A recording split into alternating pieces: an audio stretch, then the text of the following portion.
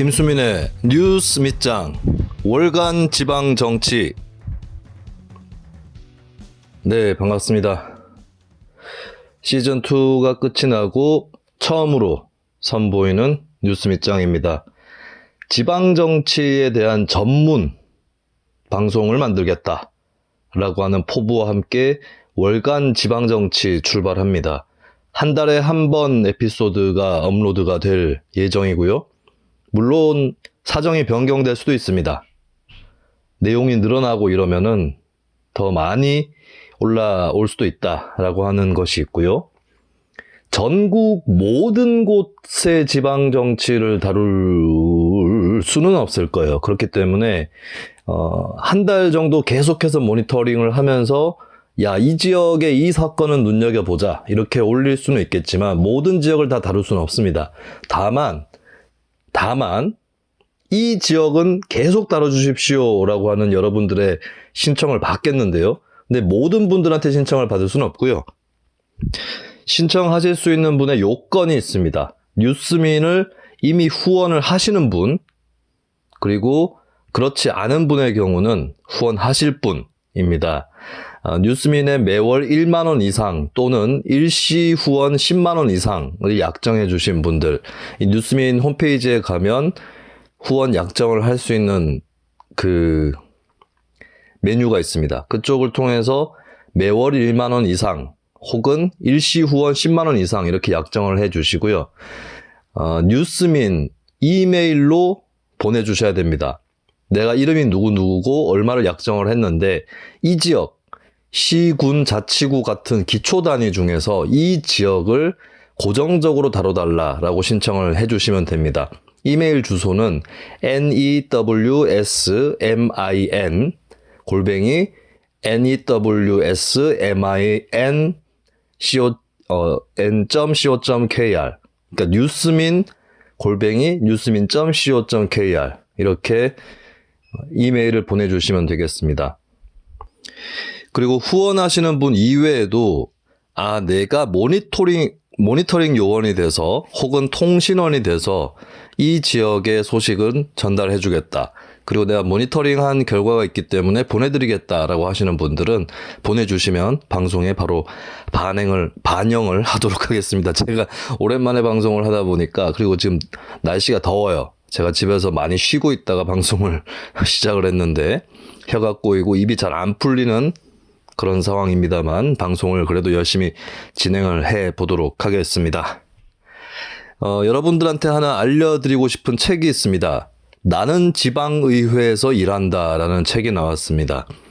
지방의회에서 일한다, 그러니까 지방의원으로 일한다가 아니라 지방의회에서 일한다 라는 제목이죠. 이것은 지방의원이 쓴 책이 아니라 의회에서 의원들을 보좌하는 역할을 하는 전문위원이 쓴 책입니다. 현재 서울시의회에서 전문위원으로 일하고 있는 이루 위원이 쓴 책이고요. 제가 이분은 개인적으로 조금 아는 사이입니다. 제가 예전에 했던 강연이라든지 쪽에 찾아오신 분이어서 그 당시만 해도 이분이 국민권익위원회 조사관이었었거든요. 근데 의회에서 전문적으로 위원으로 일할 수 있는 사람을 뽑게 되었죠, 나중에. 보통 전문위원은 집행부에서 있다가 그쪽으로 발령이 나서 일을 하는 분들이 많았는데 따로 전문위원을 뽑게 됐습니다. 이 전문위원을 따로 뽑아야, 그러니까 독립되어 있는 위상을 갖고 있어야 의원들을 소신 있게 보좌할 수 있다라고 하는 특징이 있죠. 그렇기 때문에 전문위원을 따로 뽑는 추세였는데 이분이 이제 서울시 서대문구 의회하고 도봉구 의회에서 전문위원으로 일을 했고, 얼마 전부터는 서울시의회 전문위원으로 근무를 하기 시작했습니다. 이분이 쓴 책 나는 지방의회에서 일한다 소개를 일단 해드리겠습니다. 자, 그러면 본격적으로 전국 곳곳의 지방정치 소식 전해드리겠습니다. 지난 7월 1일부터 새로운 지방의회 그리고 지방자치단체장의 임기가 시작이 됐는데 여기에 발맞춰서 시민사회 활동도 시작이 됩니다. 대구가 대표적인 곳이죠. 대구 경제정의실천시민연합 대구경실련이 대구시의원 한 명 한 명의 의정 활동을 감시하는 시민 마크맨을 출범을 시켰습니다. 대구시의원이 32명인데 시민 마크맨도 32명 이렇게 짜여져 있는 것이고요. 특히나 일당 독점 구조가 심화됨에 따라서 더더군다나 감시의 필요성이 커졌다라고 하는 이런 대목입니다. 이런 모임이 굉장히 중요한 것은 시의회가 어떻게 구성되느냐, 누가 들어가느냐, 이거 대단히 중요한 문제예요. 보통 시민들이 관심이 없기 때문에 한번 선거를 잘 해서 잘 구성하는 게 최고의 목표죠. 근데 이걸 그대로 놔둔다? 4년 동안 알아서 굴러간다? 이렇게 돼버리면 특히나 특정 정당이 구성이 너무 의원들 중에 많은 곳, 이런 곳, 비중이 많은 곳은 잘못 굴러가게 되면은 이제 자기들끼리 이제 문제도 잘 안 밝히고 그냥 적당히 하고 자리 욕심만 내고 이런 식으로 굴러갈 수 있거든요. 이런 속에서 특히나 뭐 의원이 폭력 사건을 저질렀다거나 불법 수의 계약을 했다거나 이런 사건들이 다 특히 뭐 어떤 여러 정당, 2개 이상의 정당이 맞부딪히는 의회보다는 한 정당이 많이 독식하고 있는 이런 의회에서 많이 벌어집니다. 예, 이런 의회에서 시민사회의 역할이 대단히 중요하다고 볼 수 있고요. 제가 늘 하는 말인데 잘 조직된 활동가 또는 준활동가 3명이면 기초 단위도 흔들어 놓을 수 있다라고 말씀을 드립니다. 근데 광역 단위도 크게 다르지 않은 게 광역이라고 하면 이제 광역의회는 그 광역 지역이 하나밖에 없으니까 조금 더 집중해가지고 모니터링하고 감시하고 견제할 수 있다는 거죠. 대구경실련의 32명의 시민 마크맨 정도면 전 충분히 의회 마크가 가능하다. 그 반의 반만 해도 어느 정도 가능합니다. 그런데 안에서 문제예요. 이걸 일단 시작을 했다라고 하는 것에 박수를 보냅니다. 이번에는 경기도로 가보겠습니다. 김동연 경기도지사가 저는 바람직하지 않은 행동을 했다고 보는데요. 도지사는 부지사를 임명할 수 있어요. 행정부지사 같은 경우는 행정안전부에서 임명해가지고 보냅니다. 기초단체의 경우는 부시장이라든지 부구청장, 부군수 같은 경우는 광역지자체에서 임명을 해서 보내죠. 근데 기초지자체 같은 경우는 시장, 군수, 구청장이 임명할 수 있는 정무, 부시장, 부군수, 부구청장은 없어요. 다만 광역지자체에서는 지사나 시장이 임명할 수 있는 부지사, 부시장이 있습니다. 근데 어느 쪽에 그 방점을 둬서 운영을 할 거냐, 이걸 가지고 정무직 부지사 이름이 바뀌곤 했었어요. 지난번에 경기도 같은 경우는 이재명 지사 시절에는 평화부지사였죠. 이거를 김동연 지사는 경제부지사로 이름을 바꾼다라고는 방침이었는데 실책을 했습니다. 왜냐하면 새롭게 출범을 하는 그 도의회에 행정기구 및 정원조례 개정안을 올려야 되는데 이것을 지난달에, 그러니까 김동연 지사와 현 경기도 의원들의 임기가 시작되기 전에 도의회에 제출했단 말이죠. 그 당시는 도의원 142명 중에 135명이 민주당 소속이었습니다. 자, 근데 이거는 김동연 지사가 자기 임기에 실천하려는 과제예요. 그러면 자신과 임기가 오롯이 겹치는 새로운 의회에 조례안을 올렸어야죠. 근데 지금 국민의힘에서 굉장히 반발을 하는 바람에 김동연 지사 쪽이 이 부지사 운용에 대해서, 그러니까 경제부지사로 바꾸는 거에 대해서 보류를 하고 있는 상태입니다. 그러니까 보류한 건 잘 했는데 이거 다시 조례 올려서 경기도의회에서 통과되도록 해야 된다라고 하는 거고, 평화부지사에서 경제부지사로 명칭을 변경하는 건 아마도 국민의힘 쪽에서 당선이 됐더라도 했을 수도 있는 조치예요. 이거 자체가 오히려 국민의힘에서 더 좋아할 수도 있습니다. 평화부지사보다는 경제부지사지 더 좋아할 수도 있는 건데 그거를 왜 굳이 국민의힘이 이제 지금 민주당하고 국민의힘하고 경기도의회가 동수거든요. 78대 78.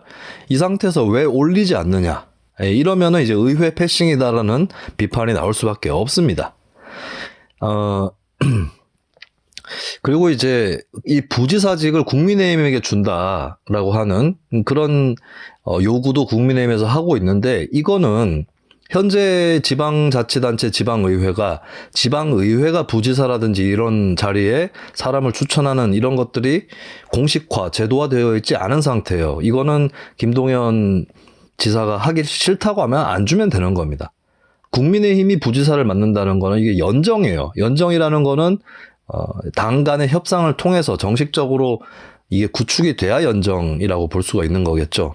물론 김 지사 입장에서 부지사직도 국민의힘에 줄 수 있다라고 하는 것을 생각을 해볼 수 있겠지만 국민의힘이 그냥 막 무작정 요구한다고 되는 일은 아니다라고 하는 거. 그러면 이제 양당 간의 협상에 달려있다 이렇게 볼 수가 있겠죠.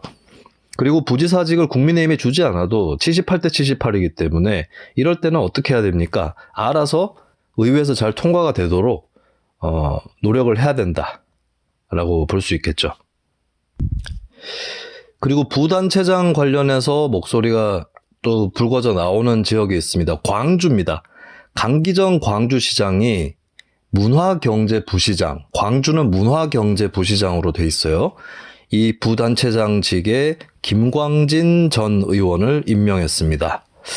이 강기정, 김광진 이 두 사람은 청와대 정무수석실에서 같이 근무를 한 적이 있었죠. 한번 강기정 당시 수석이 국회의원들한테 막 반발하면서 소리를 높인 적이 있었죠. 국회에서. 그때 이제 뒤에서 있다가 앞으로 나와가지고 강 수석을 말렸던 사람이 김광진입니다.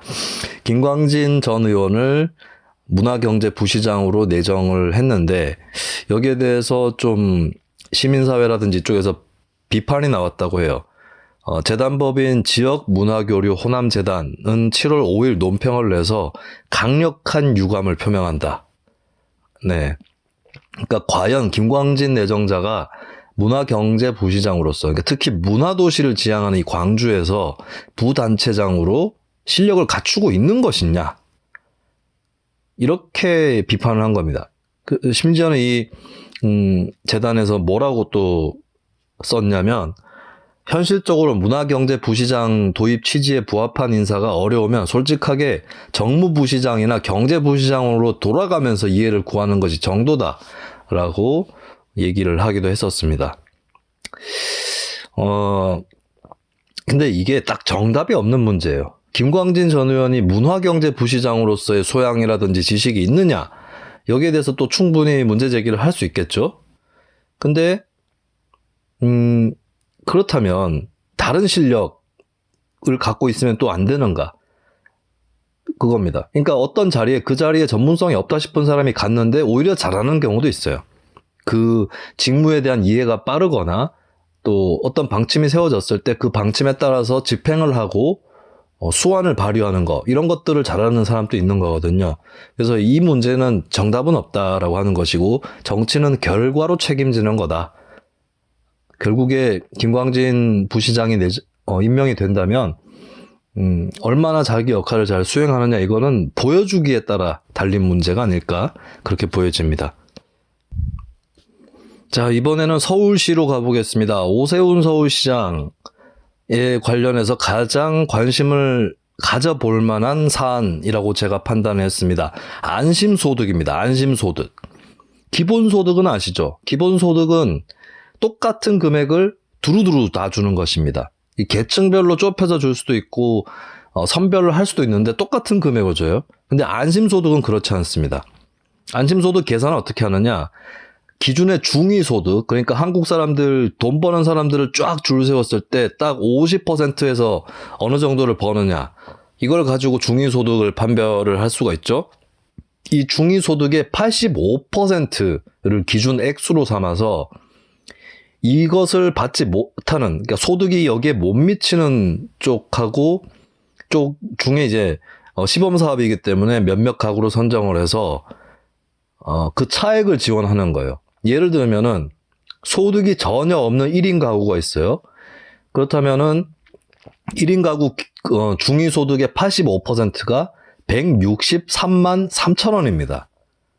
근데 소득은 없어요. 그러면 163만 3천 원 차액이 있는 거죠. 근데 이 차액을 다 지원하는 게 아니라 차액의 절반입니다. 그래서 82만 7천 원을 지원하는 겁니다. 소득이 적을수록 더 많이 받는 그런 구조가 되겠죠. 그래서 시범사업 참여 가구 모집에 약 33,800가구 정도가 신청을 해서 500가구를 일단은 선정을 했습니다. 그리고 비교 집단으로 설정할 수 있는 1023가구 선정도 같이 완료를 했는데, 이것을 실험을 해보면서 안심소득의 가능성을 살펴본다라고 하는 내용이에요. 500가구 중에서 기초생활수급 가구는 34.4%, 차상위 계층은 24.4%. 차상위 계층 말고도 또 선정된 가구들이 있겠죠. 왜냐하면 안심소득이라든지, 이건 기본소득도 마찬가지지만 기초생활수급 가구나 차상위 계층은 지원을 받습니다. 근데 지원을 받지 못하는 그 틈새 가구들이 있거든요. 거기에 대해서 이제 지원을 하는, 그쪽도 메워줄 수 있다라고 하는 게 안심소득이든 기본소득 쪽의 취지가 될 텐데, 그래서 이제 나머지 가구들은 또 차상위나 기초생활수급 가구에 해당하지 않는 가구들이 또 선정이 되어 있는 거죠. 이 안심소득은 기본소득, 이렇게 이해하면 저는 곤란하다고 생각해요. 기본소득은 보편복지고 안심소득은 선별복지다. 이렇게 이해하는 건 좀 곤란하다고 봅니다. 왜냐하면 보편적 복지도 결국에는 저소득층을 위해서 도입이 되는 경우가 있고, 선별복지도 이게 잘못 설계가 되면은 그냥 가난한 사람만 쭉 지원을 하고, 거기서 이제 틈새라든지 사각지대가 발생할 수 있다라고 하는 그런 측면이 있는데, 안심소득은 이제 가구별로, 또 기준을 완전히 달리하면서, 그러면서도 이제 차상위 계층 말고 다른 틈새 계층에도 지원을 할 수 있는 이런 제도이겠습니다. 자, 이거 실험이 아니라 저는 보편적으로 도입이 되는 게 바람직하다고 보는데, 이게 사실 정의당이 지난 대선 때 공약으로 냈었던 최저소득보장제하고도 거의 비슷한 공약이거든요. 이게 어떻게 실험 결과가 나올지, 또 이게 일부 500가구 잖아요? 500가구한테 지원하는 거기 때문에 500가구한테 지원할 때랑 이게 제도화가 될 때랑은 사실 지원 금액은 차이가 날 겁니다. 그러면 그 지원 금액으로서는 어느 정도가 적정할지 이런 것들도 이번 실험에서 잘 고려가 됐으면 하는 바람입니다. 자, 다음은 대구입니다. 홍준표 대구시장이 유연근무제의 일종의 시차 출퇴근을 하기로 했다고 합니다. 오전 10시에 출근하고 오후 7시에 퇴근할 거다 라고 하는데, 요거는 잘 생각했어요. 왜냐하면 이 시장이 일을 일찍 할수록 그 일을 준비하는 직원들은 빨리 출근해야 됩니다. 그러니까 9시부터 일을 시작한다고 쳐도 어떤 시장은 월요일이라든지 이럴 때 회의할 때 8시에 회의를 시작해요. 그러면 그 준비하는 직원은 7시, 6시에 출근해야 돼요. 근데 10시에 출근하는 걸로. 그리고 이제 본인만 이렇게 한다는 게 아니겠죠. 다른 직원들도 전반적으로 이 직원들이 좀 그 출퇴근 시간을 조절할 수 있도록 하는 유연근무제가 실시가 되는 겁니다. 그러니까 주 5일 근무, 하루 8시간 근로, 요것만 지키면 출근 시간이나 퇴근 시간은 이동이 가능하다라고 하는 그런 내용인데, 그래서 이제 당사자가 사유를 굳이 작성하지 않아도 시스템에 신청을 올리면 그 부서장이 사전 결제하는 방식으로 진행된다. 그날에 좀 사정들을 반영을 할 수 있는 거죠. 사유를 굳이 적지 않아도 그 시간만 채우면 되는 거니까. 이 당선인 시절에 홍준표 시장이 맞벌이 공무원 증가에 따른 공동 육아 부담 이런 것들을 배려를 해서 전 직원의 20% 수준으로 확대한다라고 발표를 한 적이 있습니다. 이걸 이제 확대하겠다. 직원들에게 확대하겠다라고 하는 것이고, 사실 이제 직원들이 어떤 시간에 같이 다들 있어야 되는 그런 시간이 있을 수 있습니다. 회의를 한다거나, 회의 사항을 전파한다거나, 이런 것들이 있는데, 그래서 일단은 권고를 하겠다고 해요. 오전 10시부터 낮 12시까지, 그리고 오후 1시부터 4시. 이거는 공동 근무 시간대로 해라. 그러니까 이 시간에는 다들 있는 쪽을 권고하는 거죠. 이게 사람마다 근무 시간대가 너무 달라가지고 겹치는 게 별로 없어요. 부서 공무원들끼리. 그래서 회의 시간도 못 잡고 이러면 안 되니까 대신에 오전 10시부터 낮 12시, 오후 1시부터 4시 여기 사이에서는 다 같이 있는 것으로 권고할 것이다 합니다.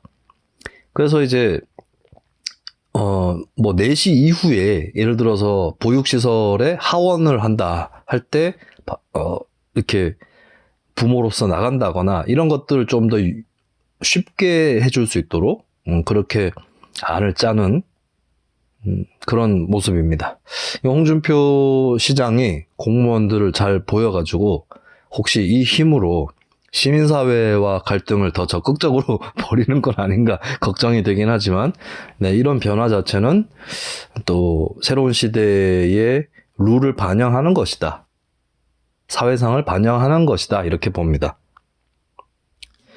자, 다음은 충남 예산군입니다. 최재구 군수가 수행비서를 그대로 승계하겠다라는 방침을 밝히면서 화제가 되고 있는데요. 제가 말씀드렸지만 기초단체장 같은 경우는 부단체장 임명권 이런 게 없습니다. 근데 임명할 수 있는 게 예산군 같은 경우는 6급에 해당하는 비서실장, 그리고 수행비서, 운전기사 이렇게 3명을 별정직으로 채용을 할 수가 있는데 최재구 군수는 비서실장 같은 경우는 승진을 통해서 이동을 할 수 있고 그래서 기존의 직원 중에서 선발을 한다고 하고요. 수행비서와 운전은 또 전임 했던 분을 그대로 승계를 한다고 합니다. 이거는 저는 답이 없다고 봅니다. 어떻게 하는 게 맞는다 답이 없는데 사실 이 정도 자리 비서실장, 수행비서, 운전기사 정도는 그냥 저는 단체장이 채용을 해도 상관이 없다고 생각해요. 오히려 단체장이 자기 사람 너무 없이 시작하는 것보다는 그 정도 자리에는 자기 사람을 좀 임명할 수 있는 거 아니겠어요? 그래서 꼭 최재구 군수가 하는 것이 훌륭하다. 지금 뭐 칭찬이 많다고 합니다. 이 조치에 대해서. 근데 저는 꼭 훌륭하다고 생각하지는 않습니다. 그리고 저는 비서실장, 수행비서, 운전기사를 원래 있던 직원이 계속 하도록 한다면 다른 자리라도 좀 시장이 임명할 수 있는 자리들을 만들어줘야 된다고 봐요. 이렇게 안 하면 그냥 관료 조직에 얹혀가는 것밖에 안 되는 거거든요. 대신 임명을 할 때 외부 사람을, 자기 사람을 이쪽에 임명을 한다고 했을 때 그 사람의 자질이 중요하겠죠. 기존에 원래 있던 공무원들하고 계속 건건이 부딪히고 점령군 행세하고 이런 사람들은 기용을 하면 안 된다고 봐요. 잘 융화돼서 일을 할 수 있는 사람을 임명하면 되지 않을까? 꼭 기존 공무원 중에 임명할 필요가 있을까? 이런 생각도 듭니다. 이 대장동 개발 의혹이나 백현동 개발 의혹 이런 거 보면은 이재명 당시 성남시장이 그 결재한 서류들이 나오고 있는데 이상하게 그 서류에 정진석 정책비서관 그 서명이 계속 나오고 있어요.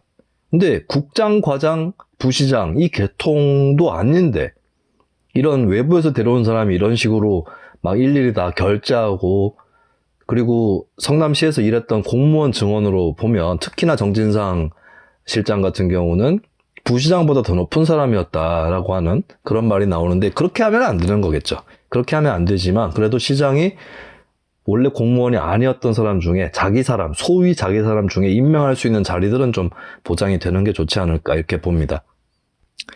자, 다음은 전주시입니다. 우범기 전주시장. 이 사람은 시장 임기 시작하기도 전에 물의를 일으켰습니다. 6월 20일에 완주군 상관 리조트에서 전주시의원 당선인 의정활동 아카데미 행사가 일어났는데 요 행사에 우범기 시장이 참석을 했죠. 이 참석을 한 이유가 뭐겠습니까? 우리 같이 잘 해봅시다.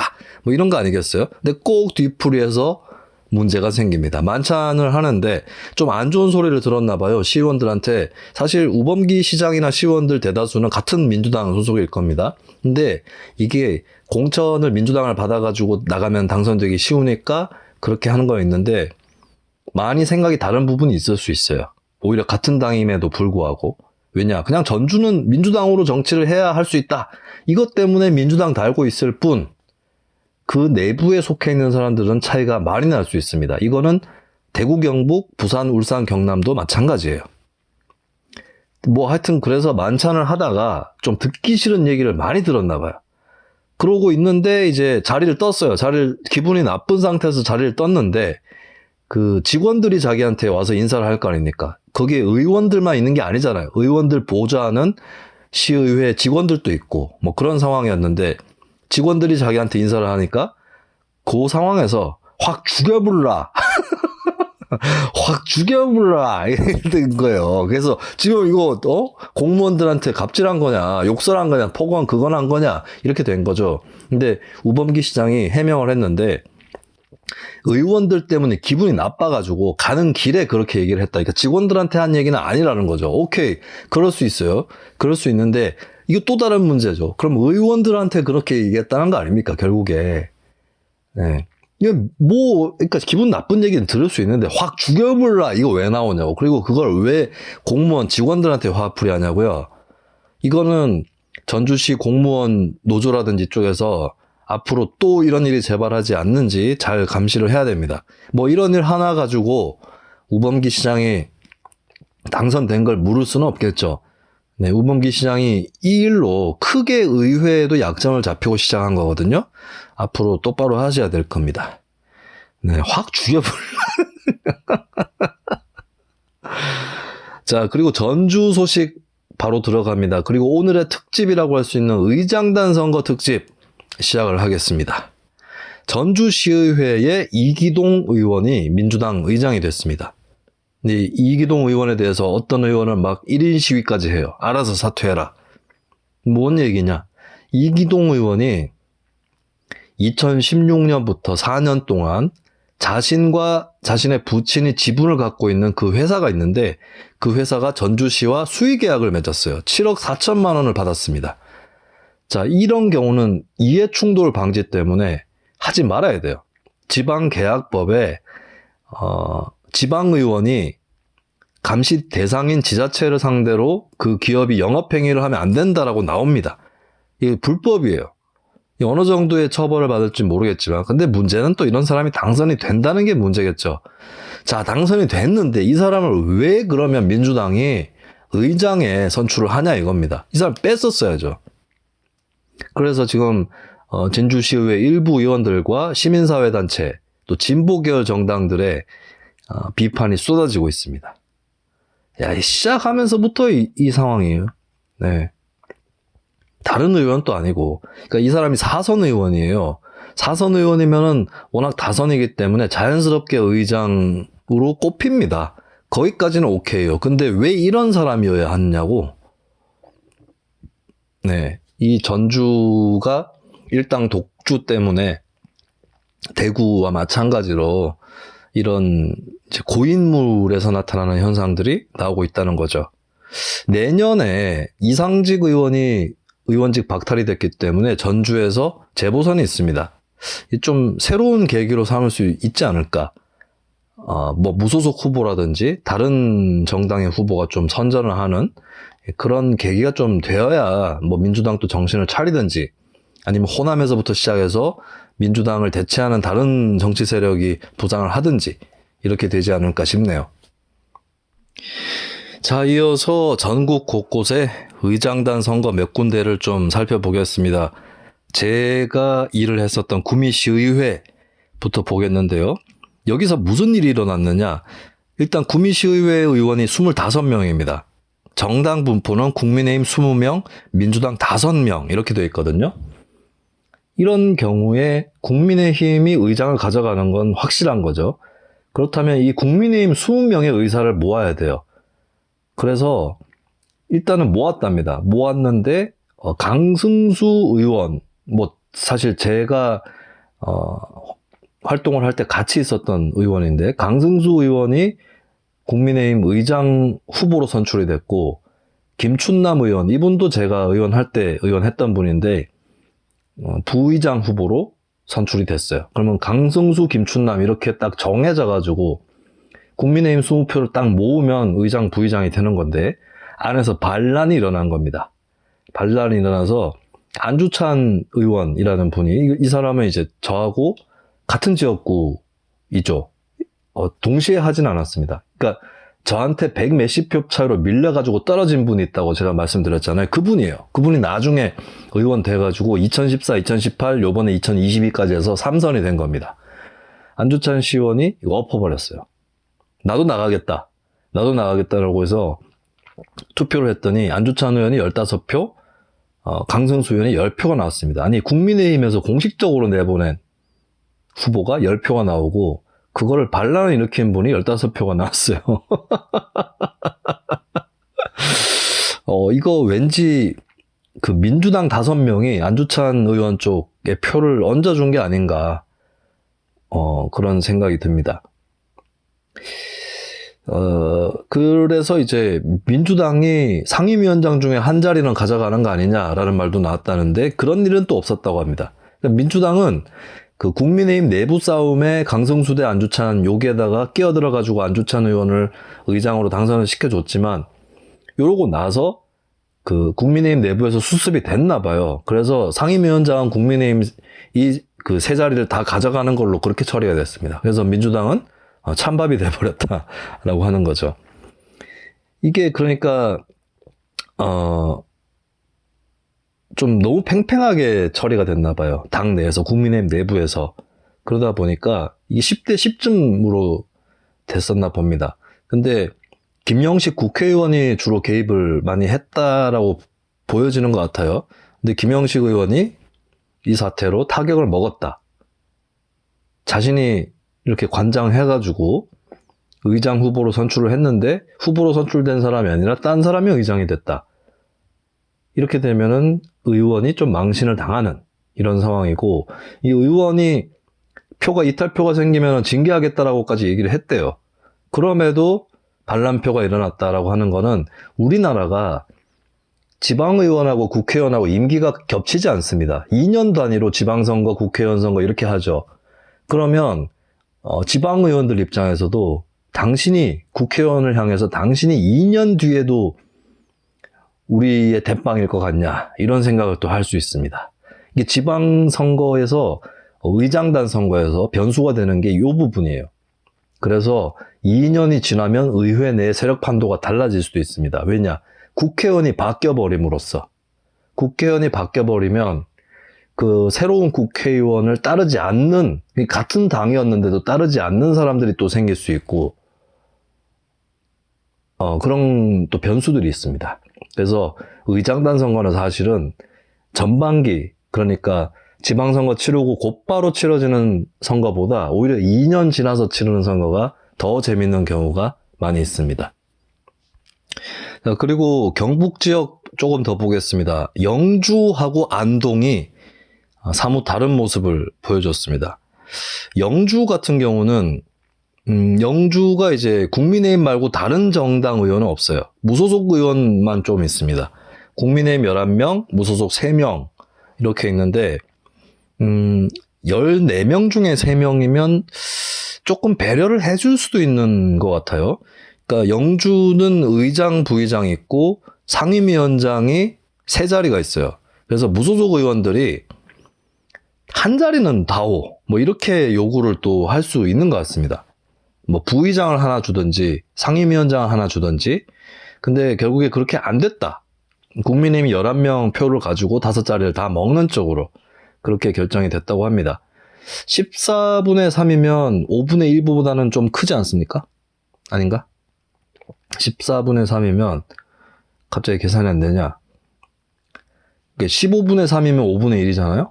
근데 14분의 3이면 5분의 1보다 크잖아요? 그러면 이 수로만 봤을 때는 상임위원장 하나 정도는 줄 수 있을 것 같은데, 근데 안 줬다 해가지고 영주시의원 그 무소속 3명 굉장히 반발을 했다라고 합니다. 근데 반면에 안동 같은 경우는 국민의힘과 민주당 무소속이 상임위원장 3자리를 하나씩 가져갔답니다. 그러니까 의장, 부의장은 국민의힘이 가져가고 상임위원장 3자리 있는 것은 국민의힘 하나, 민주당 하나, 무소속 하나 이렇게 줬다고 해요. 요거는 이제 잘 나눴다라고 볼 수 있겠고, 이게 이제 결국에 지방의장단 선거의 2가지 모습입니다. 당별로 비례를 해가지고 상임위원장까지 해서 분배를 하느냐, 배분을 하느냐, 아니면 과반을 차지한 다수파 연합이 다 가져가느냐. 이 2가지가 크게 이제 의장단 선거의 기로라고 볼 수가 있겠습니다.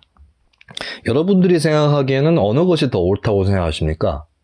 미국 같은 경우가, 미국 국회를 보면 다수당이 모든 상임위원장 다 가져가요. 미국 같은 경우가 승자 독식의 구조를 갖고 있습니다. 근데 우리나라 국회는 의석의 비례해가지고 나눠 갖죠. 그러면 지방의회는 어떻다? 지방의회는 다 그런 식으로는 안 되고 있습니다. 현재로서는. 왜냐하면 지방의회는 국회보다 사람들의 보는 시선 이런 것들이 확 적기 때문에, 그러다 보니까 승자들이 자기 마음대로 하는 것이 국회보다 강해요. 그래서 상당히 많은 의회에서 승자 독식으로 선거를 치르고 있고, 그리고 또 하나 그렇게 되는 이유 중에 하나가 과반을 만드는 것도 어렵습니다. 그러니까 어떤 당이 과반이라고 쳐요. 그럼 그 당 마음대로 다 독식할 수도 있는 건데, 예를 들어서 영남 지역이다. 그럼 영남 지역에 국민의힘이 있다 그러면, 특히 그 지역이 기초의회인데 국회의원이 2명 이상이다. 이거 구미가 대표적이죠. 그럼 구미갑, 구미을 이렇게 같은 국민의힘도 나뉘어요. 이렇게 나뉘면 과반이 안 됩니다. 근데 누가 의장 할래? 이러면 싸우잖아요. 의장은 한 자리니까. 그러면 구미갑하고 구미을이 국민의힘이 아닌 쪽 사람들을 공략하는 그런 싸움을 벌이게 됩니다. 그러니까 같은 당끼리도 합의가 잘 안 되는 거 아니에요? 이런 식으로 되어 있는 의회는 과반을 만들기가 대단히 어렵습니다. 무슨 의미냐면 과반을 만드는 것도 겨우겨우 만들어가지고, 예를 들어서 상임위원장 3자리, 의장 1자리, 부의장 1자리, 5자리를 가지고 겨우 과반을 만들었다 이거예요. 그러니까 예를 들어 의원이 25명이다. 총 의원이. 그러면 5자리를 가지고 25명이 합의를 하는 거는 차치하고, 5자리를 가지고 13명이 합의를 해서 간신히 과반을 합의하는 것도 어려운 경우들이 많다는 겁니다. 그렇기 때문에 승자 독식 구조가 되는 거예요. 전체 배분이 아니라. 그 자리를 갖고 과반을 만드는 것조차 어렵기 때문에. 만약에 한 당이 하나로 뭉쳐 있으면, 뭐가 어쨌든 간에 불만이 있든 간에 합의가 다 되면, 승복이 되면, 그러면은 안 그래도 되죠. 그러면은 소수 세력한테 배분을 할 수 있는 힘도 생깁니다. 근데 그 거대 세력이 하나로 뭉쳐 있는 것 자체가 쉽지 않기 때문에 소수 세력한테 자리를 배분할 수 있는 여유도 없어지는 거죠. 그나마 서로 간의 배분을 좀 잘 할 수 있는 데는 양당 체제가 계속해서 크게 이렇게 차이 없이, 어떨 때는 이쪽이 다수, 어떨 땐 저쪽이 다수, 이런 식으로 의회 역사에서 흘러온 데가 그나마, 뭐 예를 들어서 한 석이라도 더 많으면 5자리 중에 3자리 가져가고, 한 석이라도 더 적은 데는 2자리만 가져간다. 이 정도의 합의까지는 되는 그런 지역들이 꽤 있습니다. 근데 어쨌든 안동시의회는 좀 그래도 앞장서 나갔다. 라고 볼 수 있겠네요. 자, 그리고 굉장히 재밌는 사건이 펼쳐지는 의회가 있습니다. 충남 천안시의회. 천안시의회는 전체 시의원이 27명인데, 이번 지방선거 결과 국민의힘이 14석, 민주당이 13석, 한 석 차이가 났습니다. 자, 이런 경우는 한 석 차이지만 의장은 국민의힘이 가져가는 걸로 되는 거죠. 이런 경우는 딱 각이 나오는 게, 뭐 한석 차이긴 한데 국민의힘이 의장 하나, 그 다음에 민주당이 부의장 하나 이렇게 가져가고, 여기서 싸움이 날 수 있는 게 상임위원장 3자리예요. 상임위원장 자리인데 한석 차이로 진 민주당 입장에서는 우리가 의장은 국민의힘이 되는 거니까 대신에 상임위원장은 우리가 한 자리 더 가져가자, 좀 이렇게 주장을 할 법도 합니다. 상임위원장이 만약에 복수다, 단수가 아니라 복수다, 짝수다, 짝수, 홀수 짝수, 짝수라고 할 때는 똑같이 가져가자, 뭐 이렇게 생각이 들 수 있죠. 근데 이 천안시의회는 상임위원장이 5자리예요. 그럼 민주당 입장에서는 아니, 의장은 국민의힘, 부의장은 우리, 그 다음에 의장 값이 높기 때문에, 자리의 무게가 높기 때문에 상임위원장 5자리 중에 3개는 우리 줘라고 욕심을 부릴 수도 있겠습니다. 근데 또 뭐 어쨌든 한 석이라도 지고 있기 때문에 3대2로 국민의힘이 하나 더 가져갈 수도 있는 거겠죠. 근데 자, 여기서 무슨 일이 벌어졌냐면, 국민의힘에서 의장이 되고 싶었던 의원들이 여러 명 있을 거 아닙니까? 그 중에 한 명이 김행금 의원이라는 사람이 있는데, 자기 당에서 의장으로 자신을 안 밀어주니까 탈당을 하겠다. 탈당을 하겠다라고 한 거예요. 그럼 어떻게 됩니까? 14대 13인데 국민의힘 14, 민주당 13인데 김행금 의원이 탈당을 해버리면 국민의힘 13이 됩니다. 이 사람이 민주당이랑 손을 잡아버린다? 그럼 민주당이 다수가 되는 거죠. 13대 14로 역전이 되는 거예요. 이런 경우가 골 때립니다. 왜냐하면 한석 차이기 때문에 의원 한 명 한 명이 가진 표가 크고 한 명이 이탈해버리면 의회 구성이 그 상임위원장, 의장 구성이 바뀔 수 있는 거죠. 그래서 민주당이 아싸 이러면서 민주당이 의장은 김행금 주고 뭐 상임위원장은 5자리 중에 3자리를 자신들이 가져가는 걸로 이런 식으로 이제 기대를 가졌었나 봐요. 그런데 김행금 의원이 탈당을 철회합니다. 네, 엄청 말렸겠죠. 국민의힘에서 뭐 압박도 넣고 회유도 하고 이렇게 해서 엄청 말렸을 텐데 김행금 의원이 그냥 탈당을 철회를 하면서 민주당이 좋다 말았다. 예, 좋다 말았다라고 하는 거고 결국에 이제 김행금 의원한테는 국민의힘에서 후반기에 의장을 시켜주겠다라고 문서를 썼나 봐요. 그러니까 그 문서를 뭐 몰래 쓰는 비밀각서가 아니라 공식 문서를 썼나 봐요. 근데 사실 그 문서대로 안 한다고 해서 뭐 불법이다라고 나중에 고소고발을 할 수는 없을 겁니다. 근데 어쨌든 약속을 하겠다.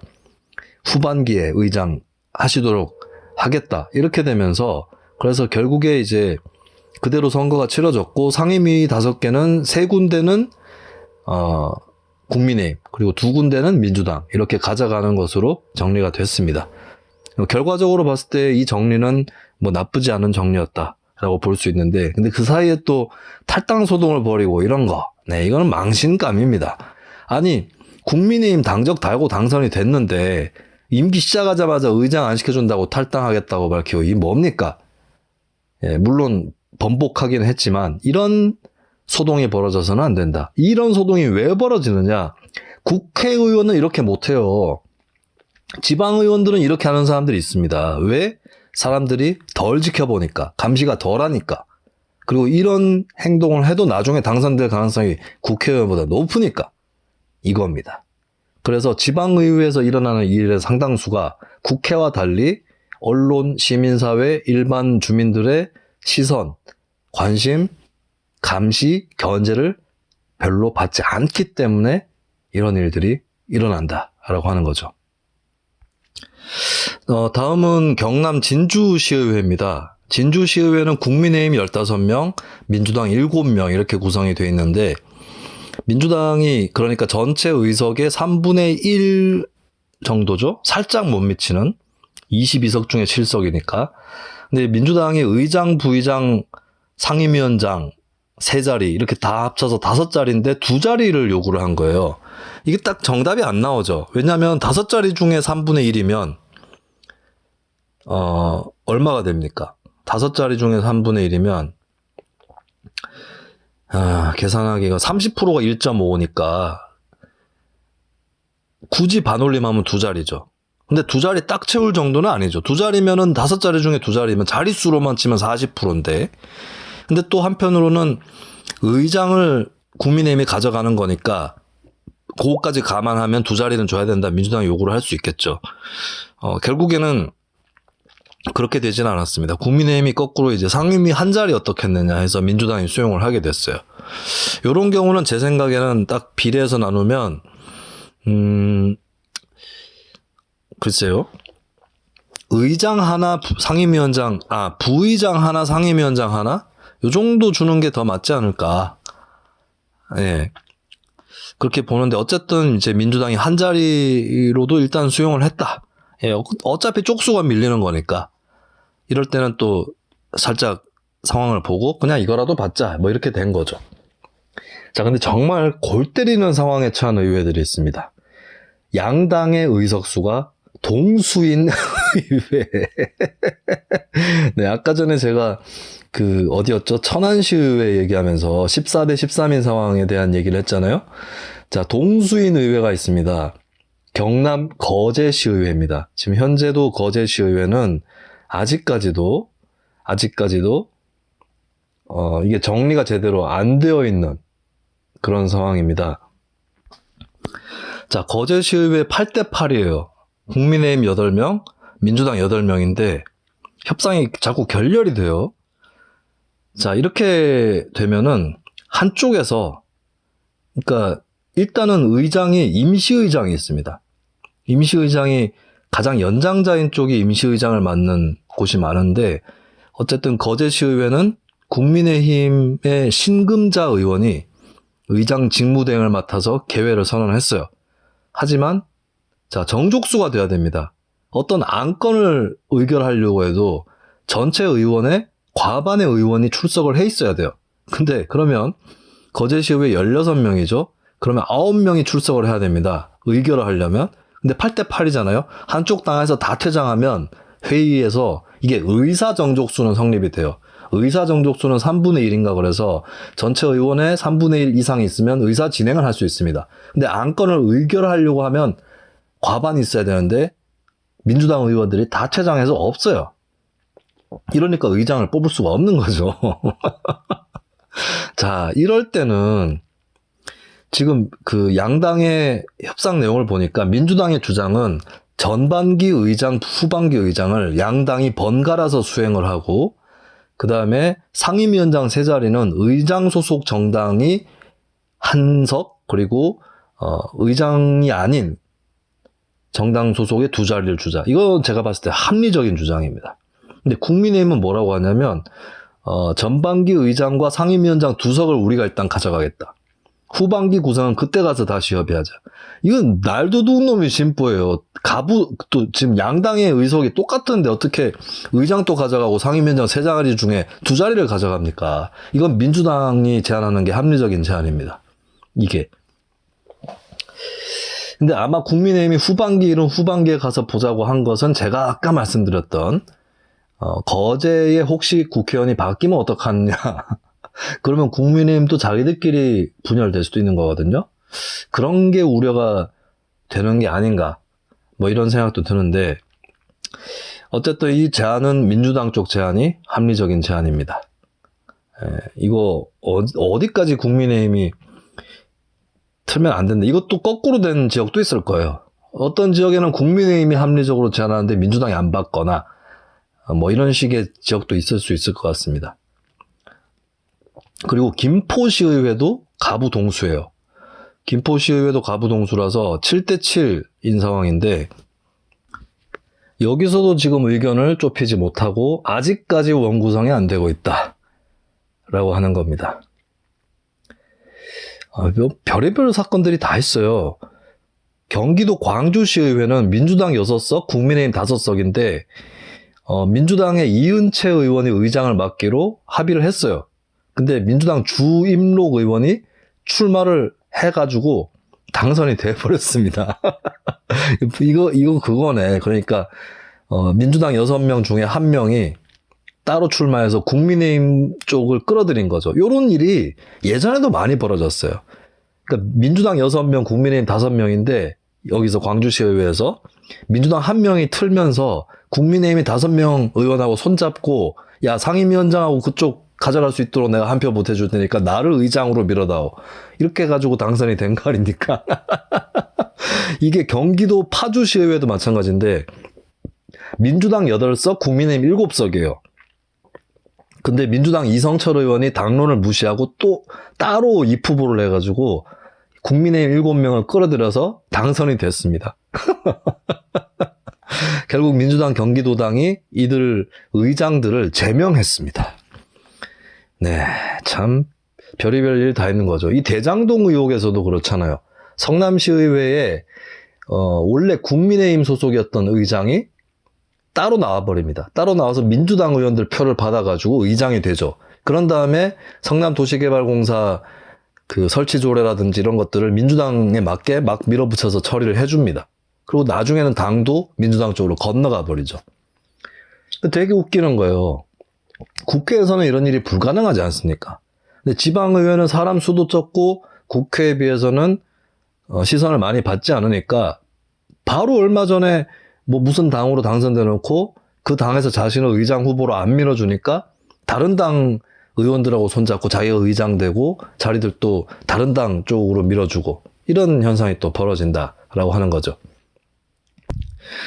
자, 급기야 굉장히 또 재밌는 사건이 벌어진 곳도 있습니다. 광주 광산구의회인데 광산구의회는 민주당이 압도적 다수겠죠. 근데 민주당 또 한 패가 아니에요. 광산 자체가 국회의원 지역구로 치면 광산 갑이 있고 을이 있어요. 근데 갑에서 나온 의원하고 을에서 나온 의원이 계속 싸우는 겁니다. 갑에서, 그러니까 이 민주당 의장 후보로는 광산구 을 지역에 속해 있는 김태완 의원이 선출이 됐는데, 광산 갑 지역 소속인 김명수 의원이 나도 하겠다 이렇게 된 거예요. 그래서 이 중재를 민주당 광주시당이 서게 되었고, 어떻게 해서 그럼 결정을 했느냐? 뽑기를 하자. 뽑기를 하자고 해서, 그래서 1번, 2번 종이들을 뽑기함에 넣고, 이게 정확하게 규칙이 뭔지는 모르겠어요. 이거는 의회 공식적인 규칙은 아닙니다. 자기들끼리 민주당 안에서 중재를 하면서 뭐 2번 잇따라 뽑히는 종이가 있으면 그쪽으로 한다, 뭐 이렇게 됐나 봐요. 그러면서 2번 종이가 2번 연달아 뽑히면서 광산 을 지역에서 의장을 하려고 했던 김태완 의원이 민주당 의장 후보로 선출이 됐다라는 얘기입니다. 김은정 진보당 의원은 남 부끄러워서 어디 말도 못한다라고 언론에 인터뷰를 했습니다. 근데 이게 저는 악인가 했을 때 악은 아니라고 봐요. 그러니까 민주당이 워낙 그 거대 정당이기 때문에 민주당에서 그 당의 의장 후보를 먼저 선출할 수 있는 거죠. 그거 정리 안 돼가지고 거대 정당이 둘로 쪼개지고 셋으로 쪼개지고 할 바에는, 사실 거대 정당이 내부 갈등 때문에 쪼개지면 소수 세력이 유리한 건 맞습니다. 소수 세력이 예를 들어서 광주로 치면 민주당 1, 2로 갈라지면 소수 세력이 민주당 1, 2 중에 한쪽하고 손을 잡고 상임위원장을 한 자리 받아간다거나 이런 게 가능하죠. 대구 같은 경우도 대구 서구 의회에 장태수 의원, 지금 얼마 전에 정의당 대변인 지냈던 장태수 의원이 자기 한 표를 가지고 부의장이 된 적도 있었죠. 국민의힘 쪽이 50대 50으로 갈라져 있으니까 장태수 의원이 찍는 쪽이 이기는 거예요. 그래서 나 부의장 줘 해가지고 부의장 된 거 아니에요. 그런 경우 있을 수 있죠. 근데 이게 정석대로 하려면 어쨌든 다수당에서 의장이 나오는 것이고, 그러면 그 다수당이 의장 놓고 쪼개지는 것이 아니라 자기들끼리 경선해서 뽑을 수도 있는 거고, 이번 경우는 광산구의회 같은 경우는 경선을 뭐 한다 한들 워낙에 내부에서 팽팽하기 때문에 중재를 서려고 해서 뽑기를 한 것이죠. 그러니까 뽑기까지 가는 그 과정은 한심하지만 이게 뭐 확정이 안 될 때는 뽑기도 할 수 있는 거 아니냐, 뭐 이렇게 볼 수 있겠습니다. 마지막으로 좀 말씀드릴 것은, 의장단 선거가 이렇게까지 과열이 되는 이유가 뭐냐, 이 얘기는 달리 말해서 의원들이 왜 이렇게 의장이나 상임위원장 되는데 사활을 거느냐, 여기에 대한 질문들이거든요. 일각에서는 의장은 수행 비서가 나오고 관용차를 쓸 수 있고 뭐 이런 것들, 그리고 업무 추진비가 나온다, 이런 거를 예로 들고 있는데, 의장 업무 추진비는 시장 업무 추진비보다 많이 작습니다. 그리고 의원인데 회의에 들어가기 싫은 사람은 의장 되고 싶은 생각도 있을 수 있겠죠. 의장은 상임위원이나 특별위원이 될 수 없습니다. 의장이 참석할 수 있는 회의는 본회의 정도밖에 없습니다. 그래서 어떤 의장께서도 저한테도 그런 얘기를 하셨어요. 이거 의장 된다고 뭐 지역구 예산 더 가져가는 것도 아니고 예산 심사할 때도 내가 못 들어가는데 지역구에서는 내가 의장이라고 되게 기대한다. 예산을 땡겨올 수 있을 거라고. 그런 것도 아니다. 뭐 이런 말씀도 하세요. 제가 한번 방송에서 말씀드렸지만 인간의 승진 욕구다. 이왕 의원 되는 거 의장 한번 해보자. 이렇게 의원 또 2번, 3번, 4번 이렇게 하시는 분들은 상임위원장, 부의장, 의장 되고 싶다라고 하는 게 있는 거예요. 인간의 승진 욕구이고, 또 지역 주민들 중에서 특히 제가 관변 주민이라고 표현한 적이 있는데, 지방의회 고관여층, 지방자치 고관여층 쪽에서는 다선 의원인데 의장, 부의장 못 해본 사람은 전 뭐 문제 있는 거 아니냐, 뭐 너는 뭐가 문제라서 그게 안 되느냐, 이런 식으로 또 눈치도 주고 약 올려요. 이런 것들이 또 있는 겁니다. 근데 의장단 선거가 자꾸 파행이 되는 이유는 이 정치라는 게 집단 대 집단의 협상 아니겠어요? 근데 그 집단마저도 제대로 단도리가 안 되는 현실, 이런 것 때문에 그런 파행이 일어난다라고 볼 수 있겠습니다. 저도 경험을 해봤는데, 제가 의원할 때 후반기 의장단 선거를 하는데 12표를 모아놨어요. 12표면 의장 되는 거거든. 그래서 그때 한 명이 감옥 가가지고 22명이었어요, 의원이. 10대 12로 의장단 선거에서 이긴 거예요. 12대 10으로. 근데 부의장 선거를 하는데 이게 11대 11이 돼버리는 거예요. 한 표가 세가지고. 그 한 표 언 놈이냐? 막 잡으려고 하고 막 그랬었습니다. 네. 이게 참, 의회 전체 합의를 통해서 배분을 하는 것은 차치하고 과반 또 만들기 어려웠던 그런 의장단 선거의 추억을 저도 갖고 있습니다. 오늘 다뤄본 사례들 보면 한 표 한 표가 엄청 크죠. 한 명이 탈당해버리니까 막 흔들리고 이런 거 아니에요. 저도 한 표를 캐스팅 보트로 쥐고 있었던 적이 있었습니다. 저 그때 막 이쪽에서 참치회 사주고 저쪽에서 소고기 사주고 난리도 아니었어요. 그리고 그럼 저는 좋았느냐? 저도 죽을 맛이었습니다. 그리고 또 선거 때 결국에 한쪽을 선택을 하면 나머지 한쪽에서 원성이 자자할 텐데, 예? 제가 이 말은 좀 해야 되겠어요. 2012년 구미시의회 제6대 구미시의회 하반기 의장단 선거에서 그때 임춘구 의원이라는 사람과 김익수 의원이라는 사람이 붙었는데, 제가 김익수 의원을 찍지 않았습니다.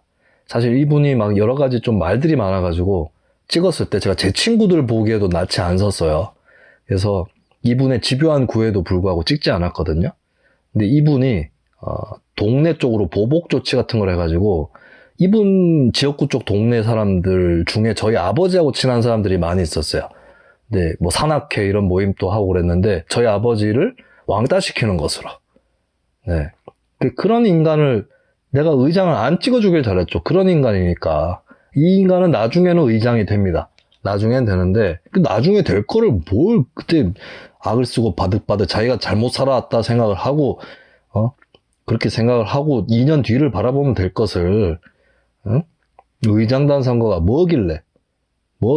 그래서 제가 그 인간은 인간 취급을 안 합니다. 내가 그때 처음에는 의장단 선거 한 표를 행사해주지 않는 정도의 수준이었지만, 나중에 가서는 인간 취급도 안 하고 그 인간하고 말도 회의 빼고는 썩지 않습니다. 그리고 그 김익수 의원이라는 사람은 자기가 의장 떨어지니까 회의 안 들어와요. 뭐 이런 사람이 다 있습니까? 참 인간성이 그대로 드러나는 선거, 의장단 선거이다 라고 하는 거. 그리고 내가 옛날 일이지만 이 일은 꼭 음성으로 기록해두고 싶어서 끝으로 말씀을 드립니다. 자, 제가 방송 앞부분에서도 말씀드렸죠. 이 지역만큼은 다뤄달라 라고 하시는 분들, 뉴스민의 원래 후원 회원이었거나 아니면 새로 후원 회원으로 가입해서 월 1만원 이상 또는 일시 후원 10만원 이상 하신 분이면 뉴스민@뉴스민.co.kr 메일을 보내셔서, 혹은 실명이 밝혀져도 괜찮은 분은 제 페북 같은 데에 댓글로 남겨주셔도 됩니다. 이 지역만큼은 고정적으로 다뤄달라라고 신청하시면 그 지역은 월간 지방정치에서 계속해서 고정으로 다뤄드리도록 하겠습니다. 자, 지방정치 국내 최초, 국내 유일 전문방송 김수민의 뉴스미짱 월간 지방정치 7월호 여기까지입니다. 여러분들 8월호에서 다시 뵙도록 하겠습니다. 아수라 발발타.